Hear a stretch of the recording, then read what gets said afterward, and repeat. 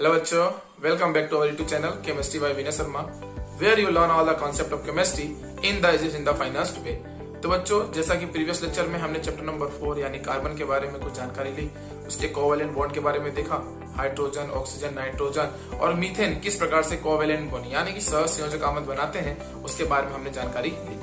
आज का लेक्चर हमारा होने वाला है वर्सटाइल नेचर ऑफ कार्बन, यानी जो कार्बन है उसकी जो नेचर है, उस नेचर यानी जिसको बोलते हैं सर्वतामुखी गुण, वो गुण कौन कौन से हैं और उस गुण के कारण वो किस प्रकार से हमारे नेचर में, हमारे यूनिवर्स में मैक्सिमम चीजों में पाया जा रहा है, वो किस प्रकार से पाया जा रहा है, आज हम वो देखने वाले हैं। ठीक है बच्चों, तो आज का लेक्चर बहुत ही इंपॉर्टेंट होने वाला है, तो लेट्स स्टडी फॉर इट। हाँ तो बच्चों, कार्बन हमारे पीरियोडिक टेबल में 6 नंबर पे आता है। तो अगर हम उसकी कॉन्फ़िगरेशन की बात करें, यानी इलेक्ट्रॉन भरने की जो तैयारी करते हैं हम लोग कक्षक में, ऑर्बिटल में, उसकी अगर बात करें तो मैंने आपको 2 थ्योरी बताई थी, टाइपेट की और एक ऑक्टेट की। तो मतलब पहले वाले में कितना आना चाहिए, 2 इलेक्ट्रॉन आने चाहिए, उसके बाद में कितने आते हैं, 8 इलेक्ट्रॉन। ऐसे क्या होते हैं, उसकी कॉन्फ़िगरेशन होती है। तो अगर हम कार्बन की बात करते हैं तो कार्बन आता कितने नंबर पे है, 6 नंबर पे। तो 6 नंबर के हिसाब से पहले ऑर्बिट में कितने इलेक्ट्रॉन आने चाहिए, 2 इलेक्ट्रॉन।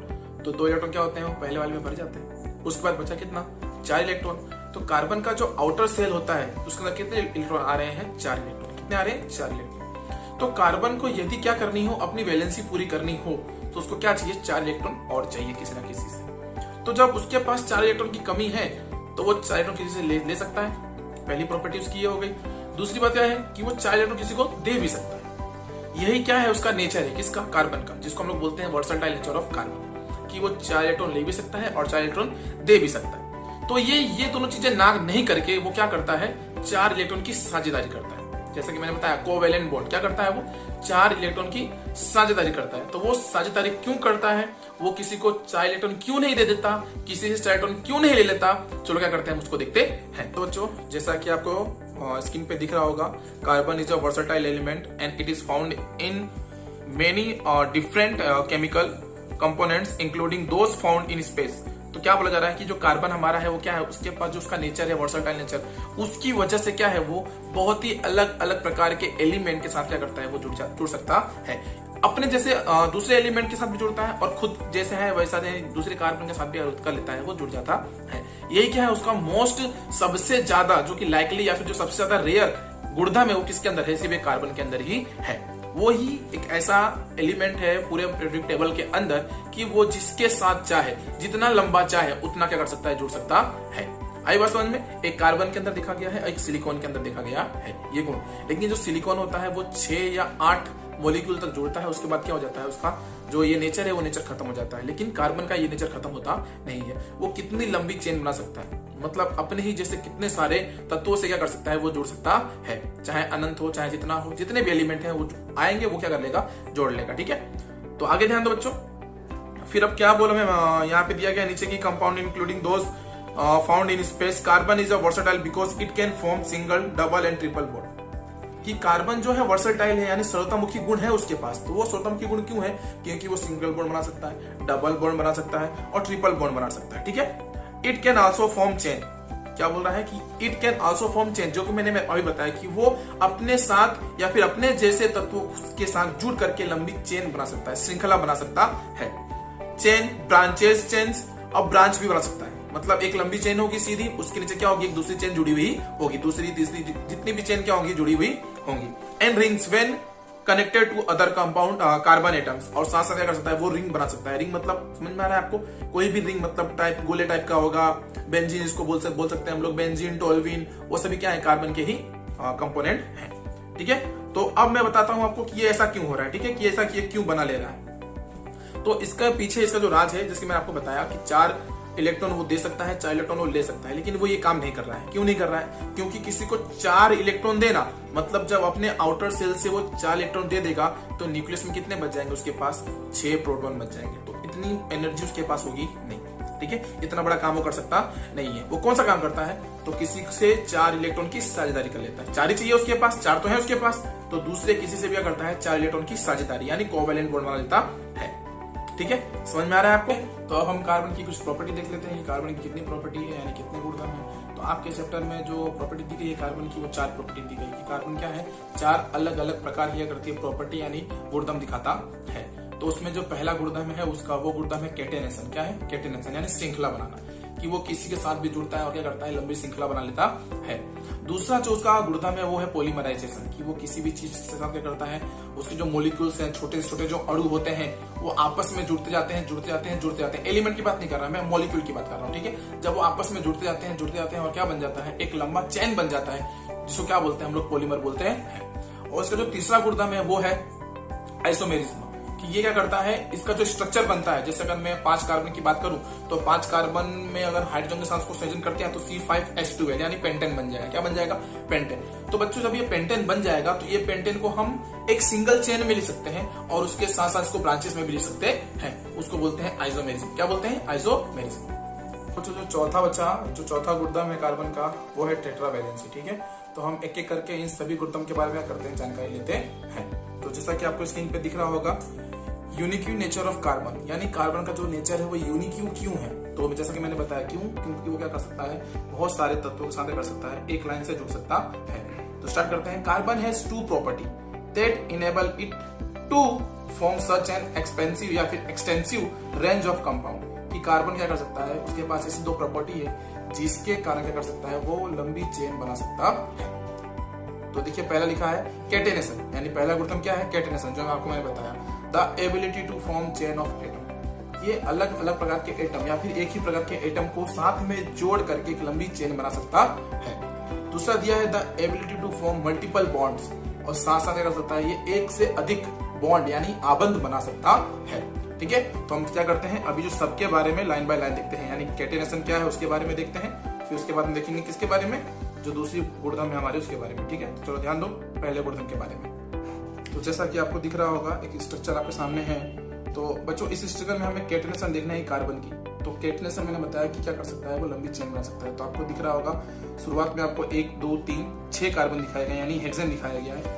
तो बच्चों इसमें जो कार्बन आपको दिखा है वो कार्बन दूसरे कार्बन से जुड़ा है, दूसरा वाला उसके बाद वाले से, उसके पहले वाले से भी जुड़ा हुआ है। ऐसे करते करते हैं ये लोग लंबी चेन बनाते हैं। लेकिन बच्चों इसमें ध्यान रखना कि ये लंबी चेन बना रहे हैं, उसके साथ साथ इनकी जो वैलेंसी है यानी 4 वैलेंसी वो पूरी होनी चाहिए। तो अगर आपको दिख रहा होगा यहाँ पे जो पहला कार्बन दूसरे कार्बन से जुड़ा है तो वो एक ही से जुड़ा हुआ है, और कार्बन की वैलेंसी कितनी है, 4, यानी 4 जुड़ना पड़ेगा उसको। जुड़ा कितने से, सिर्फ 1 से, तो बाकी 3 जगह पर क्या आ जाएगा, हाइड्रोजन आ जाएगा, ठीक है। फिर बीच वाले की बात करते हैं। बीच वाला किससे जुड़ा हुआ है, 2 कार्बन से जुड़ा हुआ है। तो 2 जुड़ गया, मतलब कितना बचा, सिर्फ 2 बचा, तो वहां पर क्या आ जाएगा, 2 हाइड्रोजन आ जाएगा। ऐसे करते करते क्या करेंगे वो लोग, कैटेनेशन करके लंबे यानी श्रृंखला बनाते हुए जाएंगे, ठीक है। जो कि श्रृंखला अभी आप देख सकते हो यहाँ पर सिंगल चेन है। पहली वाली देखो आपको सिंगल चेन दिख रही है, 6 कार्बन की सिंगल चेन दिख रही है। उसके बाद आप जाओ, आपको 7 कार्बन दिख रहा है जिसमें एक ब्रांचेस दिख रही होगी। उसके नीचे आ जाओ, आपको कितने 6 कार्बन दिख रहे होंगे, जो कि कैसे हैं, साइक्लो टाइप के हैं, मतलब ब्रांच पे ब्रांच है, ठीक है।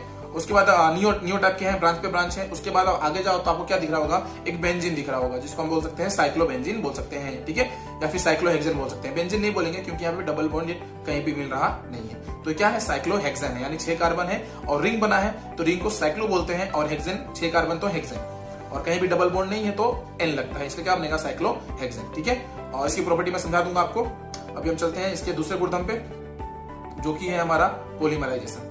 तो पॉलीमराइजेशन के अंदर क्या होता है कि जो मॉलिक्यूल्स होते हैं, मोनोमर जिसको बोलते हैं मोनोमर, वो मोनोमर दूसरे मोनोमर के साथ जुड़ते हैं और क्या करते हैं, लंबी चेन बनाते हैं। तो इसको हम लोग कैटेनेशन नहीं बोल सकते। कैटेनेशन क्यों नहीं बोल सकते, क्योंकि कैटेनेशन जैसा ही है लेकिन बोल सकते नहीं है। क्यों नहीं बोल सकते, क्योंकि कैटेनेशन जो हो रहा है वो एलिमेंट और एलिमेंट के अंदर हो रहा है, कार्बन के अंदर हो रहा है, कार्बन हाइड्रोजन के अंदर हो रहा है, ठीक है, वो उसके अंदर हो रहा है। तो इसको हम लोग कैटेनेशन नहीं बोल सकते, इसको क्या बोलेंगे हम लोग, पॉलीमराइजेशन। क्यों पॉलीमराइजेशन बोल रहे हैं, क्योंकि ये मॉलिक्यूल्स के अंदर हो रहे हैं, कार्बन के मॉलिक्यूल्स बने हुए हैं, जिसको इथिन मान लेते हैं। एग्जांपल लेंगे इथिन का, ठीक है। तो इथिन क्या करता है बच्चों, अपने ही जैसे दूसरे इथिन के साथ जुड़ता है और एक लंबी चेन बनाता है। तो उसके अंदर जुड़ा क्या है, इथिन जुड़ा है, तो मोनोमर क्या होगा, इथिन, ठीक है। अब वो लंबी चेन बनाएगा, एक लंबा चेन बन जाएगा, और जब लंबा चेन बनेगा क्या बोलेंगे उसको, पॉलीथीन। क्या बोलेंगे, पॉलीथीन।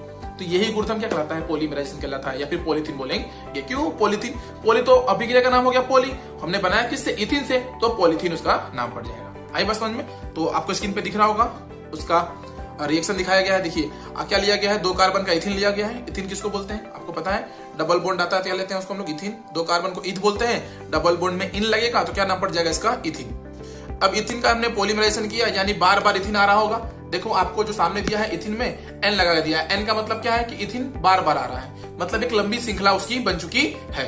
आई बस समझ में। और क्या नाम पड़ जाएगा इसका, पॉलीथीन। क्या पड़ जाएगा, पॉलीथीन।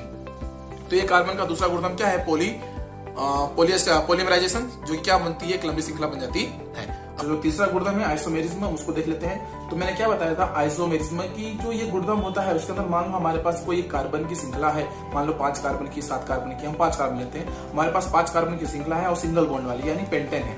तो उस पेंटेन को हम कितने प्रकार से लिख सकते हैं, उसी को बोलते हैं आइसोमेरिज्म यानी समवेता। ठीक है, हम उसको कितने प्रकार से लिख सकते हैं। ठीक है, तो आपको इस स्क्रीन पर आपको एक इमेज दिख रही होगी जो कि पेंटेन की है। तो अगर आप नीचे देखें जहां पर लिखा है एन पेंटेन, तो एक साथ 5 कार्बन को क्या कर दिया गया, एक लाइन में रख दिया गया। क्या कर दिया गया है, एक लाइन में रख दिया गया है और सबकी वैलेंसी को हाइड्रोजन से क्या कर दिया गया है, पूरा कर दिया गया है, जैसा कि आपको चित्र में दिख रहा होगा। ठीक है, एन पेंटेन यानी नीचे वाला चित्र आपको दिख रहा है, 1 कार्बन 2 कार्बन 3 4 5 कार्बन लाइन से आ गए और सबकी वैलेंसी यानी जो 4 वैलेंसी है कार्बन की, सबकी क्या होनी चाहिए, पूरी होनी चाहिए और हाइड्रोजन की पूरी होनी चाहिए, जो कि कैसे करेंगे, कोवैलेंट बॉन्ड से वो लोग कर लेंगे, जैसा कि मैंने आपको बता चुका है। उसके बाद देखिए बच्चों, आपको ऊपर क्या दिख रहा है, आइसोपेंटेन। क्या दिख रहा है, आइसोपेंटेन मींस कि उसी 5 कार्बन में से मैं एक कार्बन को उठा के कहां पे ला कर रख दे रहा हूं, दूसरे नंबर पे। कहां पे ला कर रख दे रहा हूं, दूसरे नंबर पे। चित्र में दिख रहा है आपको 1 कार्बन 2 कार्बन 3 कार्बन 4 कार्बन है। अब जो 5वां कार्बन था मैंने उठा के कहां पे ला कर रख दिया, उसको दूसरे कार्बन पे ला कर रख दिया। ठीक है, तो उसको क्या बना दिया हमने, एक अलग स्ट्रक्चर बना दिया, किसका, पेंटेन का। इसी को क्या बोलते हैं हम लोग, आइसोमेरिज्म यानी समवेता बोलते हैं। अब पहचानेंगे कैसे, पहचानने के लिए देखो चलो गिनती कर लेते हैं हम लोग। यहाँ पे 5 कार्बन है, हाइड्रोजन की गिनती करते हैं तो 12 हाइड्रोजन यानी C5H12। जब नीचे वाले का C5H12 स्ट्रक्चर बन रहा है तो ऊपर वाले का भी क्या बनना चाहिए, C5H12 बनना चाहिए। स्ट्रक्चर कैसा हो चलेगा, लेकिन C5H12 यानी उसका गुणसूत्र अणुसूत्र सेम होने चाहिए। तो ऊपर अगर आप गिनती करो 4 कार्बन 1 5 कार्बन बराबर है, और हाइड्रोजन की बात करें तो हाइड्रोजन भी क्या है, बराबर है। C5H12 क्या हो गया, बराबर हो गया। ठीक है, तो हमने कितने टाइप से लिख लिया इसको, 2 टाइप से लिख लिया। अब इसको तीसरे टाइप से भी लिखा जा सकता है। देखो नियोपेंटेन दिख रहा है आपको, नियोपेंटेन। अब मैंने क्या किया, जो पहला कार्बन, दूसरा कार्बन, तीसरा कार्बन सेम टू सेम रखा। अब चौथे कार्बन को एक बार उठा के रख दिया दूसरे नंबर पे ऊपर साइड से, फिर 5वें कार्बन उठा के रख दिया नीचे, रख दिया सेम टू सेम दूसरे कार्बन पे लाके रख दिया। दिख रहा है आपको स्ट्रक्चर नियोपेंटेन का। ठीक है, सारे की सारी चीजें क्या हो गई है, बैलेंस हो चुकी है, यानी C5H12 यहां पर भी है। तो यही जो कार्बन की क्या है, कंपाउंड है, उन्हीं कंपाउंड को अलग अलग स्ट्रक्चर में जब हम रखते हैं उसी को क्या बोलते हैं हम लोग, आइसोमेरिज्म बोलते हैं। आई बस समझ में, मतलब जो कंपाउंड का मॉलिक्यूल फॉर्मूला है वो सेम होना चाहिए और जो उसका स्ट्रक्चर है वो अलग अलग हो सकता है, वही क्या है, आइसोमेरिज्म यानी समवेता है। ठीक है, अब जो हमारा चौथा गुणधर्म है वो क्या है, कार्बन की टेट्रावैलेंसी, जिसके बारे में हम पढ़ते हुए आ रहे हैं कि कार्बन क्या करता है, किसी भी 4 चीजों क्या कर सकता है, अपने साथ जोड़ सकता है। और कैसे जोड़ेगा, कोवैलेंट बॉन्ड से जोड़ेगा। तो पहली बात करते हैं वैलेंसी क्या होती है। ठीक है, तो वैलेंसी यानी क्या बच्चों, ऐसी चीजें जो किसी भी एलिमेंट को क्या होती है, चाहिए होती है, या फिर किसी भी एलिमेंट क्या होती है, वो कमी होती है। ठीक है, वो क्या कहलाएगी, उसकी वैलेंसी कहलाएगी। जैसे कि अगर मैं कार्बन की बात कर रहा हूं तो कार्बन कितने नंबर पे आ रहा है, 6 नंबर पे, 2 और 4। तो पहले 2 ऑर्बिटल में क्या करेंगे हम, 2 को भर देंगे, पूरा हो गया। उसके बाद कितना भरेंगे, 4। तो उसको पूरा करना है अपना स्ट्रक्चर, मतलब ऑर्बिट पूरा करनी है। तो कितने चाहिए उसको, अभी 4 इलेक्ट्रॉन और चाहिए। तो जिसको चाहिए मतलब क्या है, वो उसकी वैलेंसी कहलाएगी। इसलिए कार्बन क्या है, टेट्रा वैलेंसी है। चलो उसके लिए मैं आपको एक चीज दिखा देता हूं। आपको दिख रहा होगा एक स्ट्रक्चर, ये देखिए कार्बन दिख रहा है, कार्बन। चलिए, कार्बन में प्रोटॉन और न्यूट्रॉन की बात किया है। आप न्यूक्लियस को देखोगे तो न्यूक्लियस में दिख रहा है आपको प्रोटॉन और न्यूट्रॉन दोनों सेम सेम है। मींस कि जितने प्रोटॉन होंगे उतने क्या होंगे, न्यूट्रॉन। तो 6 प्रोटॉन और 6 न्यूट्रॉन मतलब कितने हो गए, 12। तो कार्बन का मोलिकुलर मास कितना हो गया, 12 यानी 12 हो गया। ठीक है, कार्बन का मोलिकुलर मास कितना हो गया, 12। क्यों 12 हो गया, क्योंकि प्रोटॉन 6 होते हैं उसके अंदर और न्यूट्रॉन 6 होते हैं उसके अंदर। चलो ठीक है, अच्छी बात है, बात बराबर हो गई। अब हम बात करते हैं उसके एटॉमिक नंबर की। तो एटॉमिक नंबर हमें याद करना है, कितने नंबर पे है वो, 6 नंबर पे, पीरियोडिक टेबल में 6 नंबर पे। तो भरना कैसे, 2,4। तो पहले ऑर्बिट में देखो, आपको जो आपको दिख रहा होगा पहले ऑर्बिट में ब्लू टेप करके यानी ब्लू बॉल से दिख रहा होगा आपको, कितने इलेक्ट्रॉन है उसके पास, सिर्फ 2 इलेक्ट्रॉन। 2 इलेक्ट्रॉन चाहिए पहले ऑर्बिट में फुल। उसके बाद की बात करो, कितने इलेक्ट्रॉन, 4 इलेक्ट्रॉन। तो कितने इलेक्ट्रॉन चाहिए उसको, सिर्फ 4 ही चाहिए, नहीं 8 चाहिए। है कितने उसके पास, सिर्फ 4। इसलिए लास्ट ऑर्बिट में क्या दिखाया है, 4 दिखाया गया है। अब चाहिए कितना उसको, 4 चाहिए किसी से। अब मैंने आपको बताया ये 4 दे भी सकता है, 4 ले भी सकता है, लेकिन ऐसा करेगा नहीं। क्यों नहीं कर सकता, क्योंकि एनर्जी का प्रॉब्लम आता है, प्रोटॉन बढ़ जाते हैं, इलेक्ट्रॉन बढ़ जाते हैं कभी काल। ठीक है, तो वो उसकी प्रॉब्लम है। तो क्या करता है, ये ना करके क्या बनाता है, कोवैलेंट बॉन्ड। तो आपको दिख रहा होगा वो हाइड्रोजन के साथ जुड़ करके क्या बना दिया है, कोवैलेंट बॉन्ड बना दिया है, जिसकी वजह से उसकी भी संयोजकता पूरी हो गई है और हाइड्रोजन की संयोजकता पूरी हो गई है। और क्या बन गया, एक कंपाउंड बन गया, इसका नाम क्या पड़ गया, CH4। क्या नाम पड़ गया उसका, मीथेन। ठीक है बच्चों, तो आई होप आपको समझ में आया होगा लेक्चर। इसके बाद का जो वीडियो होगा वो नेक्स्ट वीडियो।